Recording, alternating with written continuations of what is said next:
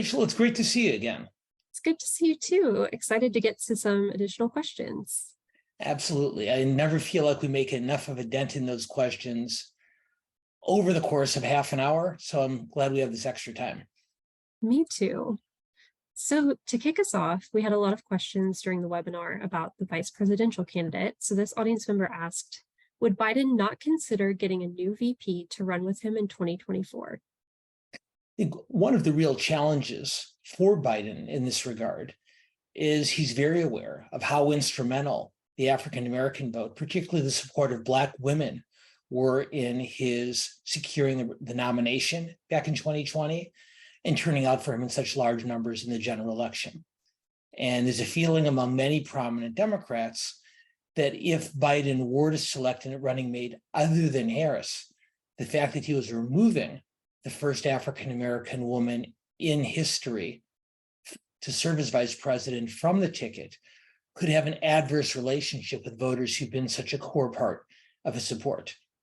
Now, it's unlikely that these voters would turn around and vote for a Republican for president, but one of the Biden campaign's greatest challenges is going to be turning out their base in the election next year. And the concern is that replacing Harris on the ticket would make that already very challenging task even more difficult. In your opinion, why didn't political tradition hold in 2020 when an incumbent president who had no serious primary opponent lost the general election? Well, Trump is such a unique political entity in so many different ways.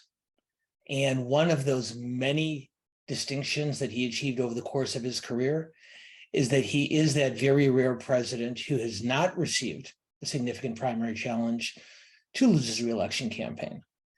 If you look back through modern history, incumbent presidents who have faced primary challenges, George H.W. Bush in 1992, when the political commentator Pat Buchanan ran against him, Jimmy Carter in 1980, when Senator Ted Kennedy opposed his nomination, in 1976, when incumbent President Gerald Ford was challenged by Ronald Reagan in the Republican primary, and in 1968, when President Lyndon Johnson was challenged by Eugene McCarthy for the Democratic nomination. In none of those cases was the president reelected. Now, all of them, except for LBJ, did achieve their party's nomination. Johnson, of course, withdrew from the race. But in each of those other three occurrences, Bush, Ford, and Carter, even though they survived the primary challenge, they were so weakened by it, it harmed them greatly in the general election. Trump, therefore, became the first American president in the modern era who did not face a primary challenge to lose re-election. And I suspect that that's because Trump was weakened just the way Bush and Carter and Ford and Johnson were, but not by a primary opponent, but rather by his loss of support from a lot of swing state voters, particularly working class voters in Rust Belt states who became disenchanted with Trump for other reasons. So if your base isn't motivated to turn out to vote, it's awfully difficult for a president of either party to get reelected. And that goes back to our first question, one of the reasons why the Biden campaign is so conscious of Black voters and Black women remaining enthusiastic about his candidacy. And finally, what are your thoughts on the Supreme Court's decision on Students for Fair Admissions versus Harvard, the affirmative action case?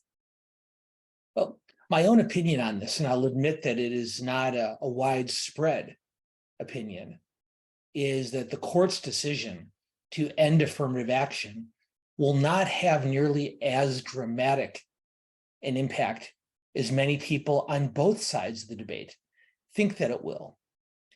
If you read Chief Justice Roberts' opinion, he makes it very clear that while racial and ethnic consideration should not be part of the admissions process, he also issues a very stark warning, saying essentially that those who think that this would disqualify the impact that race or ethnicity or other demographic characteristics have had on a young person's life and how they've handled those challenges, Roberts makes it clear that those should still be considered when the admissions process moves forward.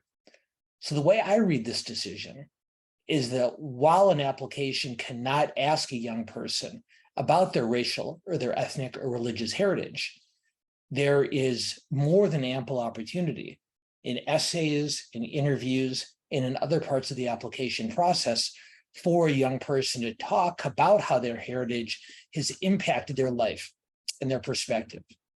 So it's a difference, but maybe not nearly as profound a difference as it first appears to be. Well, thank you so much, Dan. I know we always really enjoy getting to do these extra questions, so I'm looking forward to talking about the election more next month. It'll be very exciting, and it should be a lot of fun. And as usual, there'll be no shortage of things to talk about. So I'm looking forward to it also, Rachel. See you then. Looking forward to it. Thanks again.